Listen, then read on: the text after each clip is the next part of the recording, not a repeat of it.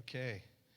Well, thank you all for being here, and to those online, I wish you were here with us in person. Even our nomadic couple made it tonight, so thank you guys for making it in. You're in for a treat tonight, but before you get there, I want to share a few things with you. One is, of course, we're still giving away the Life Recovery Bibles, Rediscover Church, the Healing the Shame book, and the Rick Warren books as well. They are free, which is a pretty darn good price. So if you don't have one of those and you'd like it afterwards, come on up and get it.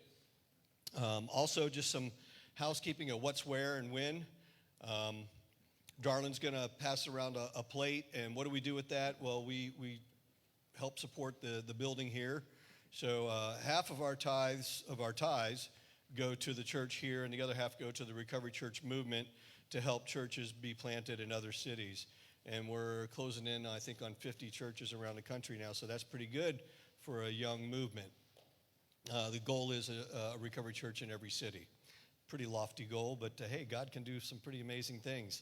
The other thing we do with that is we feed you once a month. So if you're able to be here the last Saturday of the month, it's testimony night. I don't know who's doing testimony yet this month, so if you've got a testimony, let me know. But we do that, so 5 o'clock the last Saturday of the month, we serve food, and then 6 o'clock we do the testimony. So we have, of course, the first Saturday of each month. What this is, we have Dr. Sutton with us, and then on Wednesday nights at, let's back up. Let's do Sunday. Sunday morning at 8:30, Biker Chapel meets in here. 10:30 in the back is the Brazilian, Spanish, Portuguese, English combo. 11 o'clock right here is Pastor Craig brings a message. Monday night, there's a AA meeting in the back. Or is that Sunday night? I don't know. I don't go to that one, so I don't know. Wednesday night in here, we have at 6:30, they serve a dinner out in the foyer and out in the room and back. And then at 7 o'clock, they start a Bible study. Friday night, Wade and Angie bring the Celebrate Recovery here. And that's at 7 o'clock. You going to start another step study soon, or are you still going to run that one for a while? What's that? 2 books left, okay. And then, of course, we're here on Saturday. So a lot to do, a lot of options. Wednesday night, there's also a 12-step emotional support, AA emotional support group, which is kind of interesting. They're in the back in the fellowship hall. Anything I'm missing? Okay. That's right. Tomorrow at 10 o'clock out at the Fort Pierce Marina, we're having a service combined with a few different locations. So if you want to do a pretty nifty outdoor celebration of what Christ is doing in our area, then do that. Be there at 10 o'clock tomorrow out at the Fort Pierce Marina. Good deal. All right. With no further ado then, Dr. Sutton. Hey. I'm going to start in a minute, but before I start, set that down a minute. Just stay right there. We're going to pray for you. Father, we thank you for your healing power. We just speak healing into this body now. We command the spirit of infirmity to be broken, and we release our faith for this healing in Jesus' name.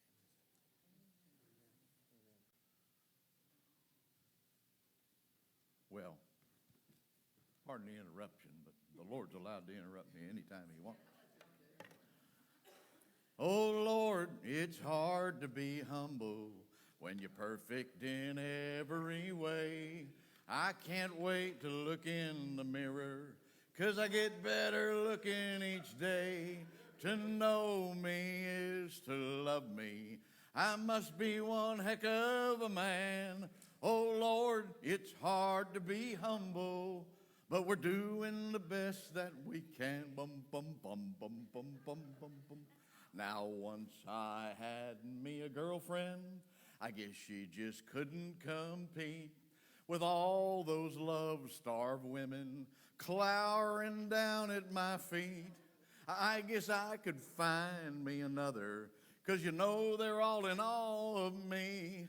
Who cares? I'll never be lonesome, 'cause I treasure my own company. Oh, come on, sing with me. Oh, Lord, it's hard to be when you're perfect in every way, when you're perfect in every way.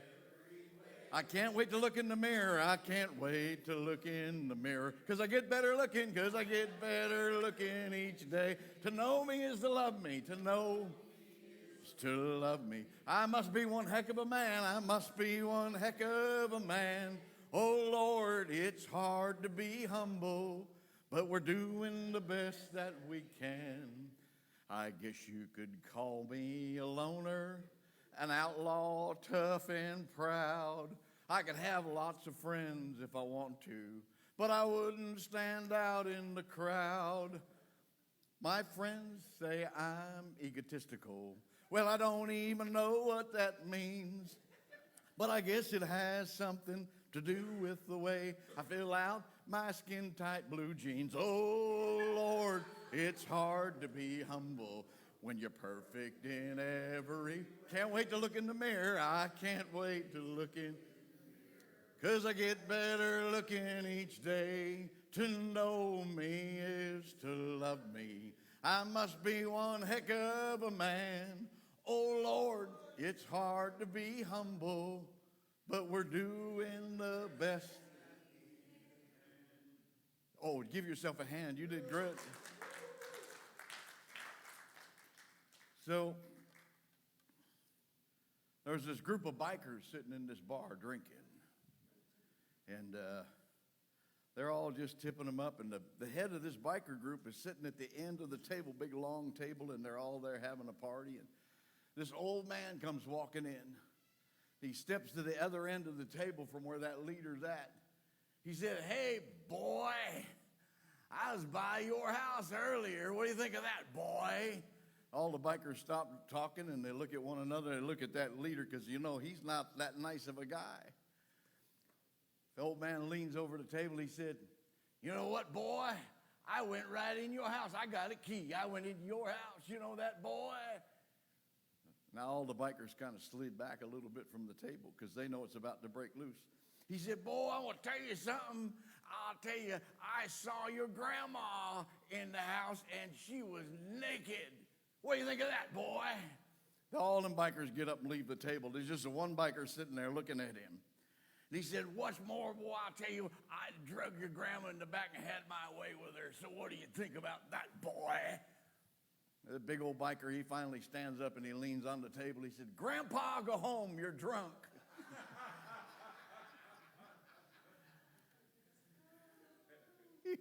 I don't know if you're allowed to tell that in church or not, but I did anyhow. I get by with some things that other people wouldn't do. This is the step class. We go through one step and the corresponding principle each time that we talk. And the idea of it is not just to learn the activities of those 12 steps, but to learn the principles that correspond to the steps. Every step has a corresponding principle. 1 is honesty. 2 is hope. 3 is faith. 4 is courage. 5 is integrity. 6 is willingness. 7 is humility. That's where we're at tonight. 8 is brotherly love. 9 is discipline. 10 is perseverance. 11 is awareness of God. And step number 12 says this: having had a spiritual awakening as a result of these steps, we tried to carry this message to alcoholics and to practice these what? Principles. These principles, that's what we're learning, is how to practice the principles. And tonight we're going to learn about that principle called humility. And it's a really important facet of all of this thing called recovery, and I'll kind of lay it out for you so you understand why we would need to study that and what that actually means. If you operate with humility for a little while, everybody needs to step in and operate with that. But if you operate with the principle of humility for a little while, it will expand and it will grow, and another principle will show up, which is called preference. And it gives a little better understanding of what humility is. When we have preference, we prefer others. We put others ahead of ourselves. The polar opposite of humility is that self-centeredness, self-seeking, self-will run riot that we talked about. That was the core of our dilemma. And the only way that we set that down is we embrace humility, and that allows us to begin to prefer others. We put other people ahead of ourselves, and we allow them, we allow that preference. When you're standing at the grocery line and you're coming up with your cart and all the lines are full and there's somebody coming the other way, you just kind of step back and let them go ahead. That's giving them preference. If you operate with that preference for a little while, everybody say a little while, then there's another principle that comes into place called esteem. where we revere or admire other people. It takes it to the next level. It's not just preferring somebody, a stranger, but you get to know people and you begin to revere them or you admire them. A pastor of a church is often admired for, his work, and people that help the needy, they're admired. There's a revering of that goes on. If you'll operate with that esteem for a little while, then there'll come another principle into play, which is really the ultimate goal, which is called honor, where we give honor where honor is due. We honor people. We give them for that distinction that they have in their life, that fame. There's a recognition that comes where we give honor. And all of those principles, one will build onto the next, and all of them feed back into one another. But it all starts with this thing called humility. To be devoted to one another. Romans 12:10 says to be devoted to one another with authentic brotherly affection as members of one family, giving preference to one another in honor. That's that dimension of what we're talking about. Step number 7, humbly ask him to remove our shortcomings. Step number 7 is the birthplace of selflessness. This is where we birth that selflessness. We've been operating with self-esteem, with that self-centeredness, and we've learned how to break that down in 4, and we learned how to confess it in 5, and we ask God to remove that junk from us in 6. But step number 7 takes it to a different place, where we actually we move out of selflessness and we birth that other's idea. Step number 7 is the ego-reducing step. We've heard about the ego, ego, easing God out. We've heard where our ego or our personality or who we want to be becomes too big. Step number 7 is where you become right-sized. You need to be the right size for where you're at. If you're just in the beginning, then you need to be in the beginning. Don't worry about it. Stop pretending that you're something you're not. I remember when I first got sober, I changed my sobriety date so many times I didn't know what it was, really. And, if somebody'd say, how long you been sober? I'd say, almost 90 days now.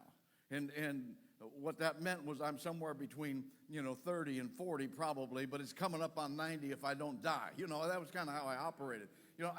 I remember after I got my first year medallion, it wasn't good enough. I got 1 year in, and somebody said, how long you been in the program? I'm in my 2nd year. That sounded like I had 2 years. No, I was in my 2nd year. I was like 1 day into my 2nd year, and I was announcing it like I wasn't right size for where I was at. Today, I'm right size for where I am. Today, I like where I'm at. I like what I do. And today, I get to enjoy life. And then I didn't really enjoy life. Then I was in competition with everything and everybody. Not only I was fighting with them, but I was in competition with them. Step number 7 is where God becomes everything. And we'll talk more about that as we go along. Last month, we talked about the character defects. They are the useless, destructive aspects of our personality that cause pain and misery. That comes out of the basic text of Narcotics Anonymous, which if you've never read that book, you ought to pick it up and read it. It's a marvelous writing. They've done a great job. There's a difference between character defects and errors. And I'll clarify this towards the end. My errors or my faults don't make me faulty. They simply show that I'm human.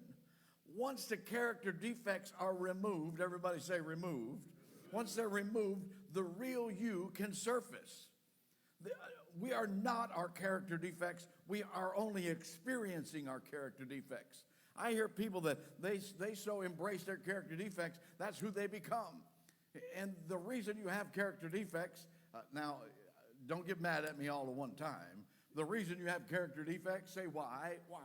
Why do I have character defects? Why do I have character defects? Because you want them.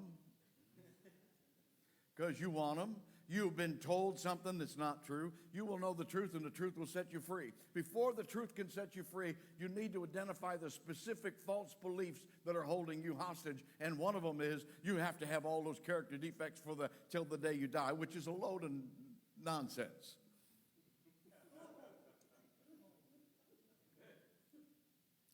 I don't have that character defect anymore. You see how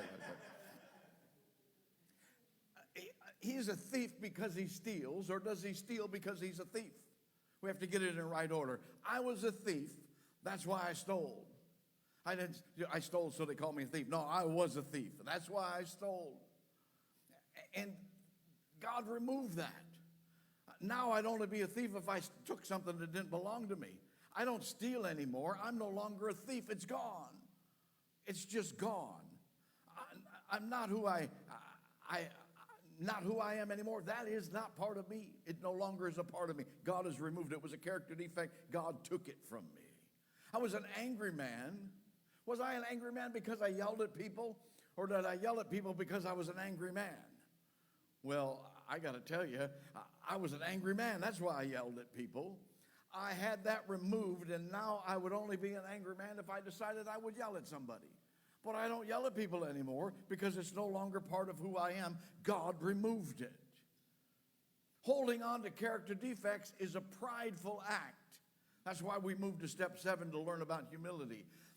Often these character defects are substitute behaviors that we use to mask areas of deficiency in our lives.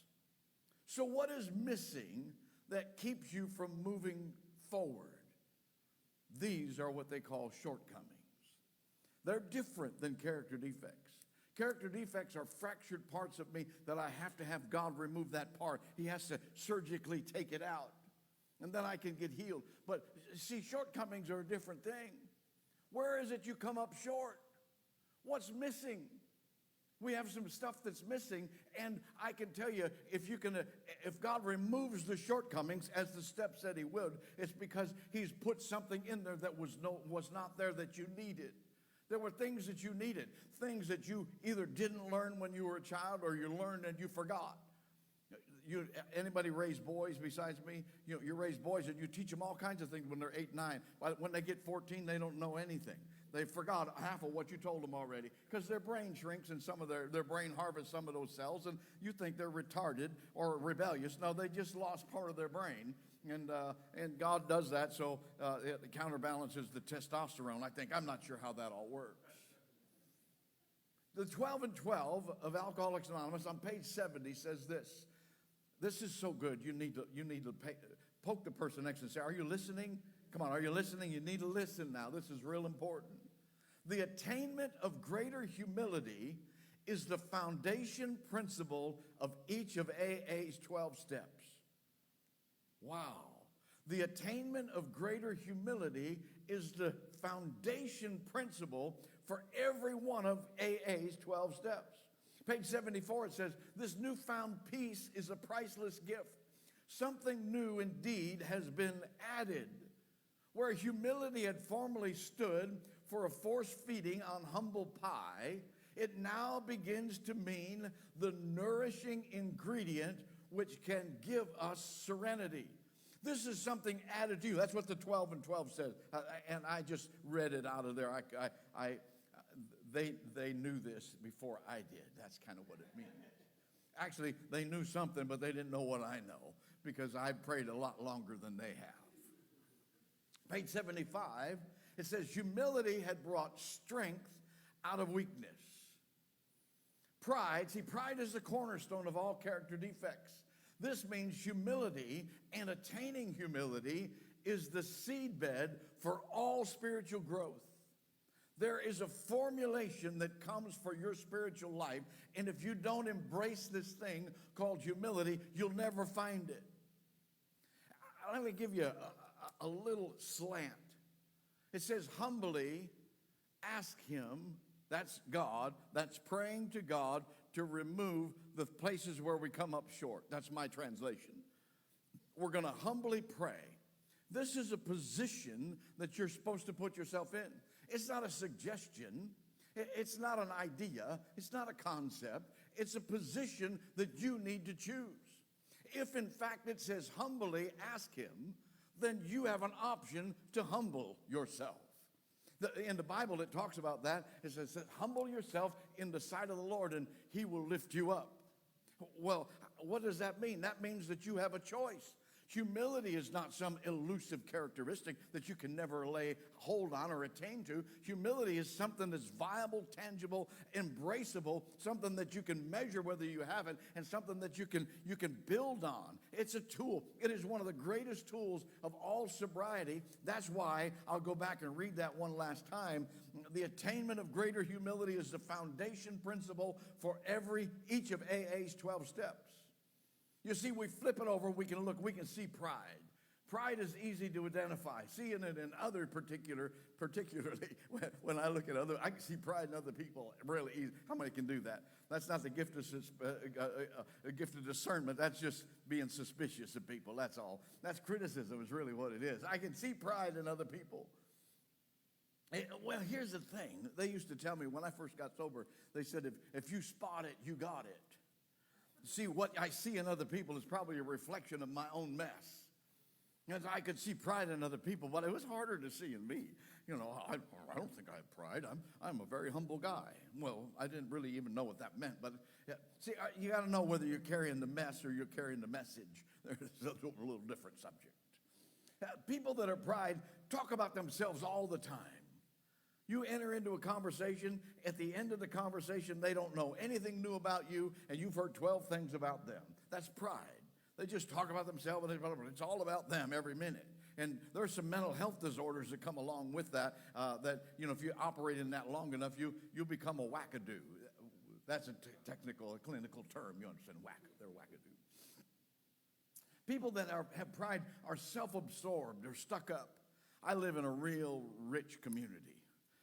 I like to come over here because people are just a little bit more down to earth. We were just up in Missouri. Everybody's laid back up there. I don't know if they're all smoking dope or they're just that way, but hey, everybody's talking to everybody. It's friendly, you know. We spent a week in Branson, and I just went up there and played. I didn't do nothing. I didn't do nothing for a week. I just went and rode the roller coaster. Well, I didn't ride it. I watched my wife ride it. I did ride the go-karts, though, and all the shows and all that stuff. Branson's a great place. But down where I live, there's some parts of town that people, you say hello and people are like, who are you? Why would you talk to me? Don't you know I drive a Bentley? Yeah, I do. I don't know why I talk to you, apparently. They're stuck up. It's all about, they're self-absorbed. People that are pride think they know everything. You know, those people that think they know everything make it very difficult for those of us that do. You know how that works, right? But they think they know everything. I mean, I know, I have a couple of friends like that. It doesn't matter what you talk about. They know everything about everything all the time. It's an amazing thing how they got so smart. And then if you listen to them for a while, you discover that they're just making it up as they go. You know, it's kind of like statistics. 80% of statistics are made up on the spot. So that's kind of how that works. People that are filled with pride are perpetually late. Now, this is not a reflection on anybody here tonight.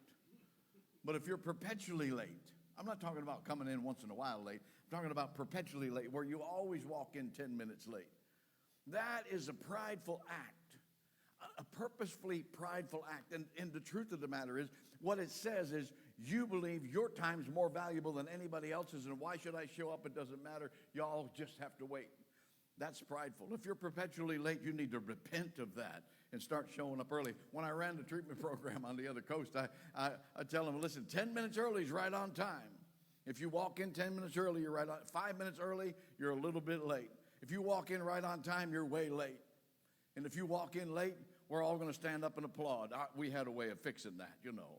So if you come strolling in, oh, look at, there's Fred. Come on, everybody, let's welcome Fred. It's so good that you could finally show up, and we'd all stand and applaud.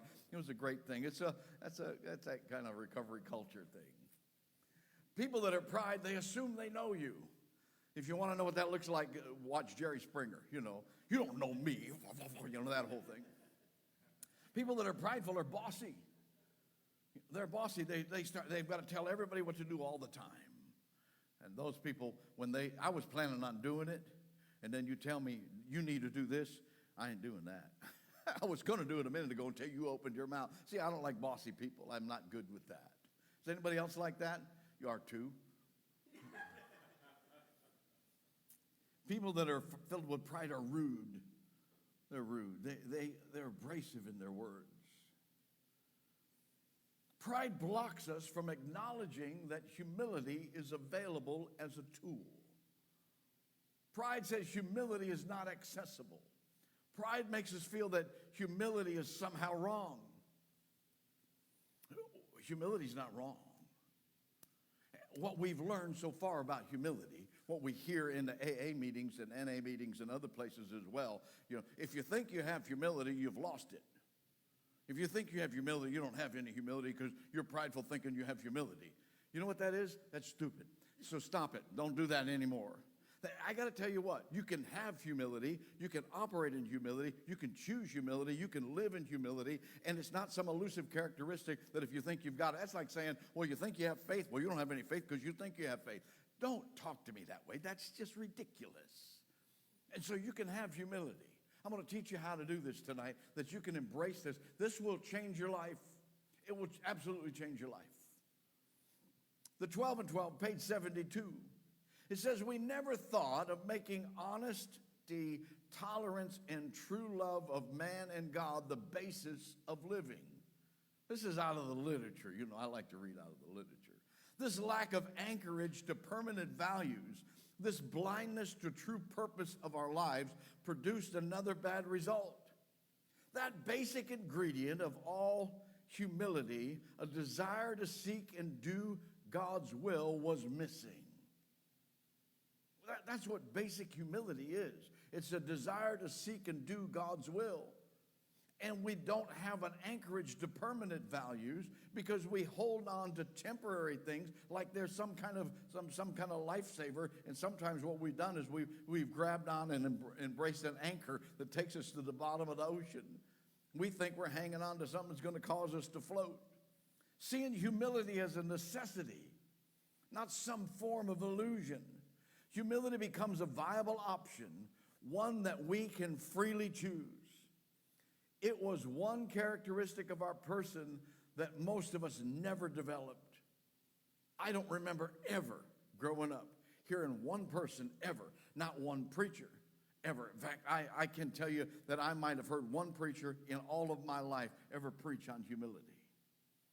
I don't remember my parents ever talking about it. They certainly didn't talk about it in school. In school, it was all competition and, sports and the jocks and the cheerleaders and the education people and the people that were into music. And I wasn't into any of that. They never mentioned in my life, never read a thing about humility in all of my life. Why wouldn't I grow up self-centered? And the society, the culture that we live in now, good night. We're in the never mind, I'm not going to go there. You just take that for whatever it's worth.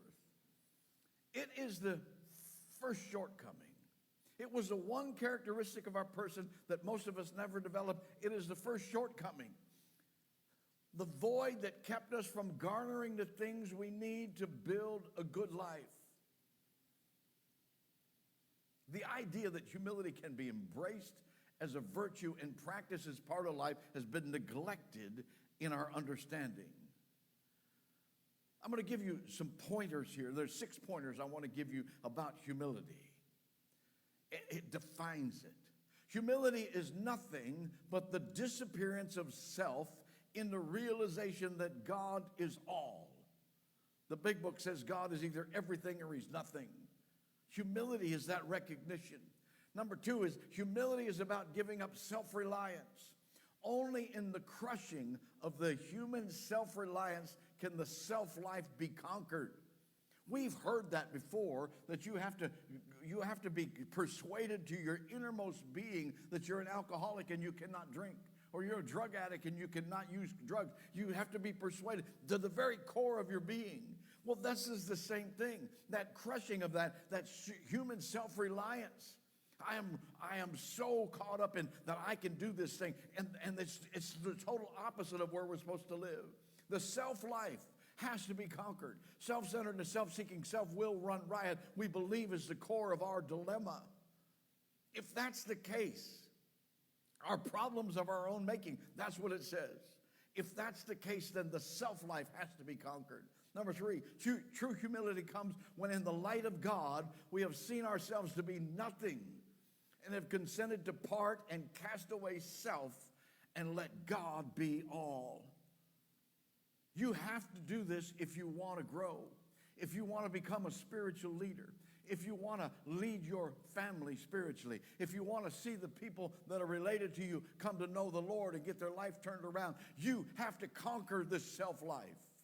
Because as surely as you can see pride in others, people can see it in you.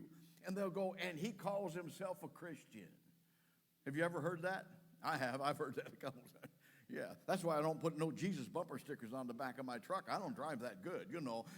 He calls himself a Christian. Look at that. He cut me off. Well, I have a 357 sticker on the back of there, so they don't say nothing when I cut them off. You know, it's kind of a different subject. Number four, humility is the ability to receive that which you don't deserve. Do you deserve all of the stuff that's been lacking in your life? No, you never did anything to earn it. It comes by grace. You don't even deserve sobriety, frankly. It comes by grace. And so what's missing in my life? I have to humble myself in order to receive it. You have to humble yourself in order to recognize that you need it, let alone receive it. You'll never receive it if you don't think you need it. Most of us walk through life, we don't know what's missing in our life, and so we just make things up as we go. But there's some stuff that's been missing for a long time. Number five, being occupied with self-denunciation, self-condemnation, and even amid the deepest of self-abhorrence can never free us from self. A focus on self only serves to increase self. I grew up in a odd kind of family. We went to a lot of Pentecostal churches. We went to little Pentecostal churches. You know, where there was 12 people, we had a pretty big turnout that day. We went, and the Pentecostal preachers would preach until somebody got saved. So we used to take turns. You know, it's my turn this week. I'll go get saved, then he'll shut up. You know, it was that kind of, and we had music in our church. We had music. I was at a little church up in Missouri, way up in the backwoods of Missouri, and the people are just lovely. And the pastor was a great guy, and a friend of mine was preaching there at this little church. They played the same songs that I grew up with. I mean, nothing had changed. The guy was with the guitar. He sang "Why Me, Lord" during the offertory. So, you know, you got to understand, this was like way back. We wound back in time. And it was great because the pastor took us out to lunch, and then a few days later took us out boating out in Table Rock Lake, and it was gorgeous stuff, you know. But this church was so fun because it was like a wind back to when I was a little kid. So they had good music at this church. The problem was with the church I went to, we didn't have good music. We had a lady that played the organ. She was married to the pastor, so you couldn't fire her. So she played the organ, and she only knew 3 chords, and it didn't matter what song we were playing. You know, she knew 3 chords, and those are the 3 she played. And we all tried to figure out how to make the song match what she was playing. It was really awful. You wonder why nobody wants to go to church? Because it was awful. You need to always ask yourself, well, you know, what is it that I'm doing that would make somebody not want to come to church with me? Now, I got to tell you, that music was terrible, but here was the problem. In our little church, every so often, about once a month, we'd have special music. Did anybody else grow up in that kind of church? We had my sister Martha's got a special song for, oh, it was special, all right. She couldn't sing no matter what. You hear her, you couldn't carry a tune if you had a bushel basket. She couldn't carry a tune. She had a dump truck. I mean, she was awful. She was awful, and she would get up there and she'd go, well, now don't listen to the way I sing. Just listen to the words of the song, and it will bless your heart. Oh, shut up. When you come with that kind of disclaimer, we know it's going to be really bad today. Shut up. And she would sing. It was horrible. I mean, it would make the lady with the 3 chords on the organ sound good. I mean, I think that's the only reason they had her sing. It made the rest of it sound pretty good. So she would sing, but she'd get up there and do this whole disclaimer, thinking that she was operating in humility. Basically, she was declaring, I'm so full of pride, I don't listen to nothing. Somebody asked her one time, you think God has called you to sing? Oh, yeah. When I get done, people say they're just so blessed. They're blessed because you shut up. It's not that complicated. Self-abhorrence, putting yourself down. And listen, I see people do this all the time. Putting yourself down, talking bad about yourself, degrading yourself. That is only self. That's a focus on self, and it only serves to increase self. You can't defeat self by focusing on self. You can only decrease self by focusing on others. See, number 6 is stepping into and walking in the power of humility is available to anyone, or we would not have received the instructions. Humble yourself. Ask with humility. Humility becomes the greatest tool of prevention. And what we do, we try to grab other things to make our identity. What vehicle we drive, what relationships we're in, what jobs we have, what music we try to grab those things, and that becomes our identity. When God has never called us to that identity. That actually blocks us from becoming who we're really supposed to be. Who we're supposed to be is so much greater than what we've identified. And so I continue to work on this. What has produced humility in me? There are 2 pathways to accessing true humility. One is the pathway of difficulty. How many have ever had the pathway of difficulty? Man, that's a good path right there.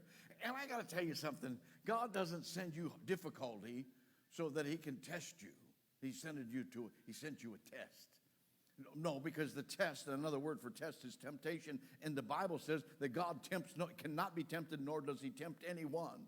So if you're going through a difficult time, don't blame God. God doesn't send you difficulty on purpose so that he can create something out of it. No, he takes your difficulty and creates purpose with it. God will use your difficulty to create purpose and create good things in you, but he don't send it to you. He's not some ogre sitting in the sky. We teach it that way, and so then people are like, well, why should I come to the church? If God's going to be that mean guy and he's going to send me all that stuff. We know about Job. We read about that. How many didn't hear about Jesus? Jesus came and gave us a revised version of this deal. I think I'm just a Job. I got a friend of mine tell me, I said, what's the first part of the first chapter in Job? It says, consider my servant Job perfect in all of his ways. Are you perfect in all of your ways? No. Then you're not Job. You don't qualify at all. You don't even come close. So I don't know being perfect in everything. I've never attained to that. I can tell you that. Well, actually, be ye perfect as I am perfect. That's what the Bible says. The pathway of difficulties. That's the first way of finding this humility. There are times that humility falls on a life like a cloak and it covers you over. The struggle to maintain some semblance of order remains. However, there comes a point that the person's life will never be the same again. The event is so great and the impact is so overpowering that the impact is permanent. At this point, a choice is necessary. Be the victim or embrace humility. Allow God to create humility in you, or be the victim and get bitter. And it's not that difficult to understand which way we ought to go. That pathway of difficulty is in personal failures. Has anybody had personal failures beside me? I remember the promises of AA. They say, fear of people and economic insecurity will leave us. How many have had some economic insecurity? Well, I have. I used to think that meant that I was going to have money. No, it just means you won't be scared when you're broke. That's what I've learned. I was broke a few times and flat broke a few times in recovery. And, it didn't all just come walking down the road for me. I've had pathways of difficulties, personal failures, where I have failed. I have failed in relationships, and I've failed in endeavors that I've tried to go into. Tragedy. There are things that are tragic in your life. Just tragedy. My son David, when he was 18, I was sober quite a while then. He was 18 years old. He got sentenced to 90 years in prison. I stood next to my 18-year-old son when he was sentenced to 90 years. It was tragic. I couldn't do anything. I couldn't even think. I asked the judge if I could give him a hug before they took him away, and he laughed at me. I said, nah, I don't think so. We asked him if they could waive this or waive that. He's a public offender. The prosecuting attorney said, the judge said, you want to waive that? He said, I ain't waiving nothing but the American flag. If there was a time in my life that I wanted to kill somebody, I wanted to kill that man. In that moment, if I'd have had a gun, I'd have probably shot him. I'd have probably shot the judge too. It was so tragic. I remember going out to my car. It was in Titusville, actually. Went out and sat in my car and cried all afternoon. I couldn't think of anything to do. I didn't know what to do. I couldn't talk. I couldn't think. My son is gone. And I started to go visit him. I went every year, every month for 18 years. I sat in front of a prison every month for 18 years and prayed for my son. And one day he walked out that gate. Last week, my son bought a house. Yesterday, he moved into it. He's been out 4 years now. I want to tell you, prayer works. He don't believe the way I believe, but you know what? He's devout in what he does. Tragedy. Have you had tragedy? I've had a lot of tragedy. Sickness. Sometimes we come up on sickness. You know, I don't think that God sends us sickness. I just have this belief because it says lay hands on the sick and you shall recover. That's why I prayed for you, because I didn't know if anybody else had laid hands on you, but now I know. Well, I prayed for her, so she's going to get well. That's it. Now, I don't know how God's going to do that, but, you know, it might be that you'll go and find out you don't even need surgery. You know, that's really what I believe. Now, I've seen lots of people healed from lots of stuff, but I know the Bible that says lay hands on the sick, they shall recover. Why did he put that in there? If he was sending sickness to you? Is God that confused? Is he schizophrenic? Is your Savior schizophrenic? I made a provision for healing, but get sick. I mean, this is crazy. Isn't that crazy doctrine? That's some theology from some other planet. I don't know what that's from, you know. If there's any sick among you, let them call the elders of the church, anointing with oil, and the prayer of faith will save the sick. And if there's any sin, it shall be forgiven them. That's out of the book of James. I think that's a wonderful scripture. If God sends sickness, then why did he put that in there? God's either mixed up or we are. I'd like to think maybe we are. Oh, those are difficulties that will bring humility to you. Then there's the other. The other way to get humility is the pathway of connection. The pathway of connection to God. Human fallibility in the shadow of God's providence. The pathway of connection with God, that relationship with God. The pathway of connection, gifts that have been given into my life. I got to tell you what, I've had some gifts given to me along the way. I had a time where I was believing God for a new van. I needed a new vehicle, and the one I had wasn't bad, but it wasn't just not going to serve the purpose what I needed. And so I was praying a lot about it. And one day I was sitting in church, and I heard, just like you talked to me, I heard it in my heart. He said, "Give your car to that guy." I was like, "What? Shut up, devil! Get away from me."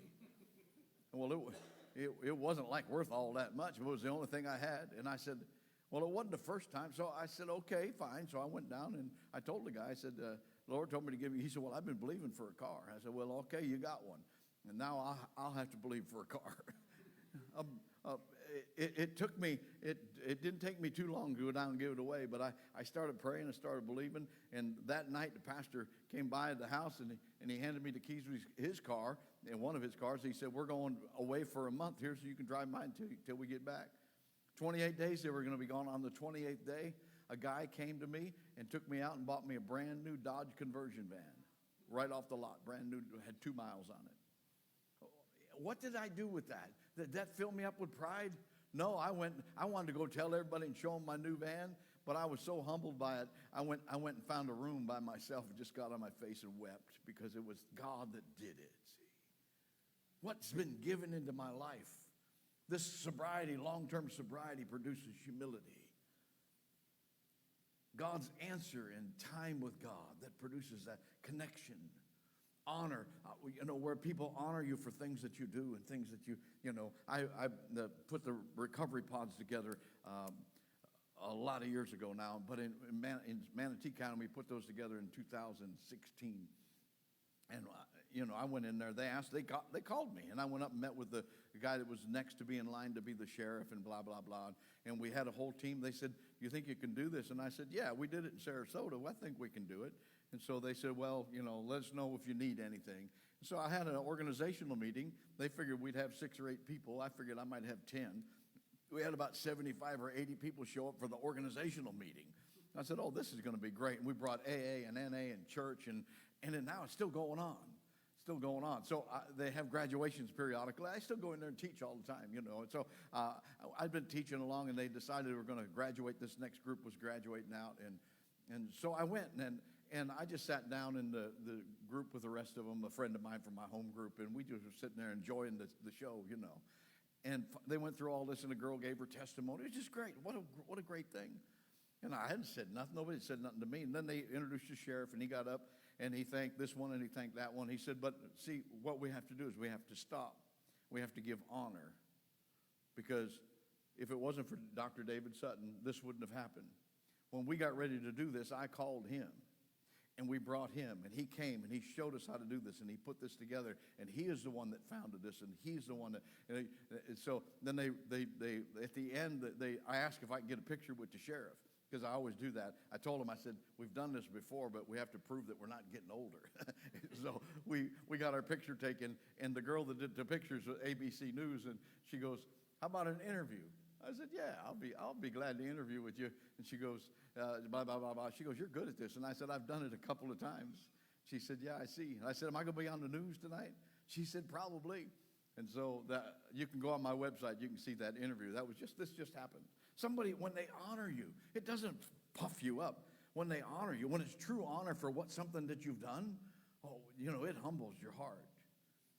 People of greatness, that connection to people of greatness. I've gotten to meet some great, great people.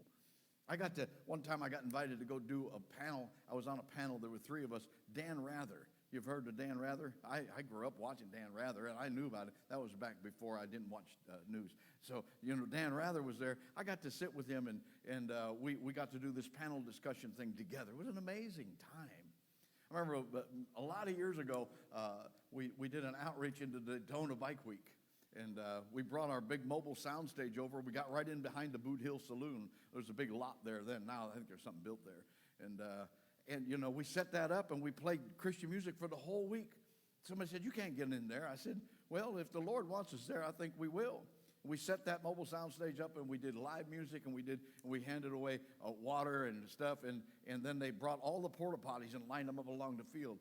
And the Christian people were like, I can't believe they put them porta potties here. I said, no, God put them porta potties here. This is a beer fest. All of them people that are drinking that beer got to come and go to that porta potty, and they'll be standing in line. You got a captive audience till they get to go pee. And a lot of them bikers would come and sit down and listen after they got done peeing. It was an amazing thing. One of the guys that we brought along was a guy named Phil Driscoll. I don't know if you ever remember Phil Driscoll, but he was the original guy, one of the original guys with Blood, Sweat, and Tears. And, go down gambling, all that, he played the trumpet, one of the greatest trumpet players on the planet. And he had been at our church and done a concert over there. And so I called him up. I said, how about coming to Bike Week? He showed up at Bike Week with a little leather skull cap, and, he was like laying it. And we did a concert down at the little band pavilion down on the beach with Phil Driscoll. I remember when he came in, I thought I had to meet him at the airport to pick him up. And I was like waiting, and all of a sudden I see this plane come rolling up. He drives his own plane. I said, I didn't know you had your own plane. He said, I'm the pilot too. He said, I was in a plane crash and I walked away. Nobody's flying me anywhere. So he's a great guy. But you meet people of greatness.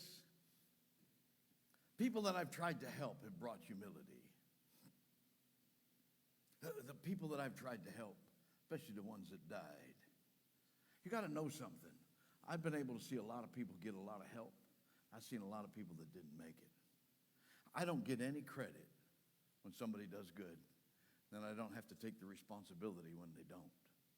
I'm just a tool, just an instrument, just a liaison, just a connection. I'm just one of those kind of people. But man, that will bring humility. When you see one of the guys you've been working with up teaching, that's an amazing thing. One of the guys that I've mentored along, he came through our program a lot of years ago, and he teaches my material back at the Salvation Army where I used to teach. He's got the Tuesday night spot.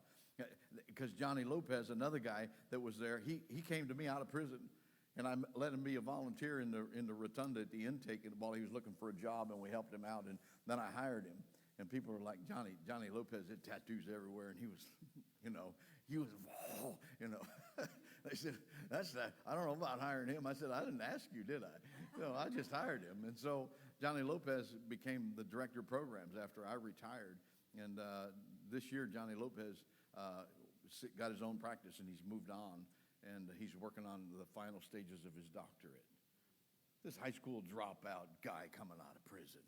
Boy, I can tell you what, that humbles my heart to see that God could do that. I've buried a lot of people, too. I've done about 400 funerals in my career, and that will humble your heart. Next week, I go for the one-year anniversary. A friend of mine's son overdosed and died last year, and we got to go back to the cemetery and do a little memoriam, and that humbles me. The thing that is missing will cause us to attempt to fill the void with self-will and human efforts. Pride is so easily hidden when we don't see our weaknesses. We often pretend that we have all the right answers, but it becomes quite apparent to those with more experience and insights that we have a lack of genuineness.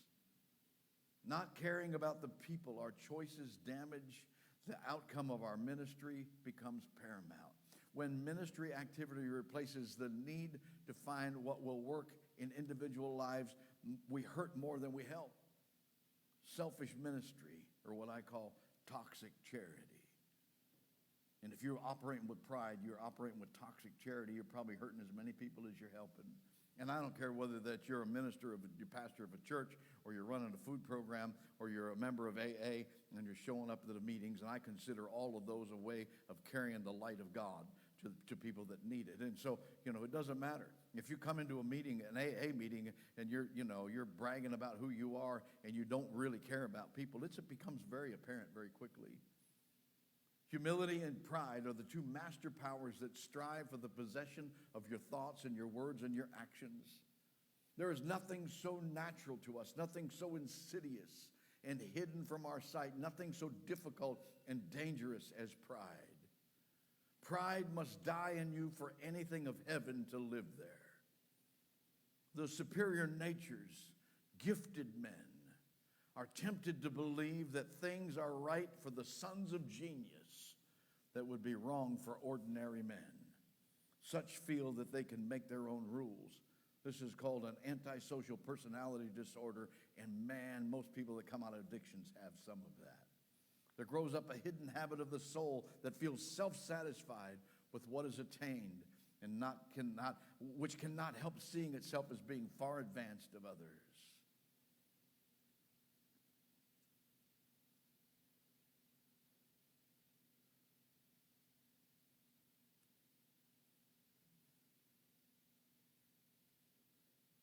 Page 70, the 12 and 12.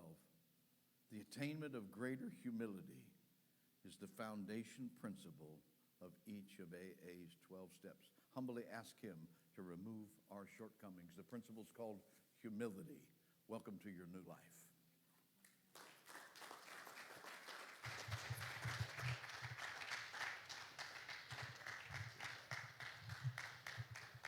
Well, thank you. What an excellent message. Well, now is the time. We're going to break up for a little bit here, and the guys are going to stay in here, and the girls are going to head over there to process groups. But before we do, Kurt is going to give out crosses. At most 12-step groups, you have chips or key tags, and we use crosses.